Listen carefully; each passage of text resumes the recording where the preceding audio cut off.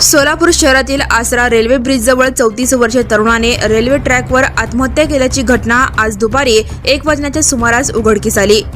मयत व्यक्तीचे नाव अविनाश सिद्धरामप्पा कुंभार असे आहे। ते बंकलगी तालुका दक्षिण सोलापूर येथे राहत होते। आज दिनांक 1 जून 2026 रोजी दुपारी 1 वाजण्याच्या सुमारास टिकेकरवाडी ते सोलापूर रेल्वे ट्रॅकवरील इलेक्ट्रिक पोलाजवळ जखमी अवस्थेत अविनाश कुंभार यांचा मृतदेह आढळला। घटनेची माहिती मिळताच घटनास्थळी मोठी गर्दी जमली। विजापूर नाका पोलीस हे तातडीने घटनास्थळ गाठले।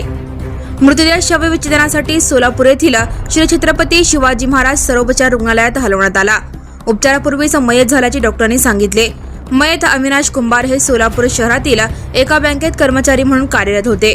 मात्र काही दिवसांपूर्वीच त्यांनी नोकरी सोडल्याची माहिती त्यांच्या नातेवाईकांनी दिली आहे। त्यांच्या पश्चात आई, भाऊ, बहीण आणि पत्नी असा परिवार आहे।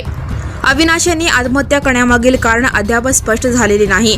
विजापूर नाका पोलीस ठाण्याचे पोलीस अधिक तपास करत आहेत। पोलिसांनी प्राथमिक माहिती नोंदवली असून शवविच्छेदन अहवालानंतर अधिक स्पष्टता येण्याची शक्यता आहे। Now and press the bell icon. Never miss a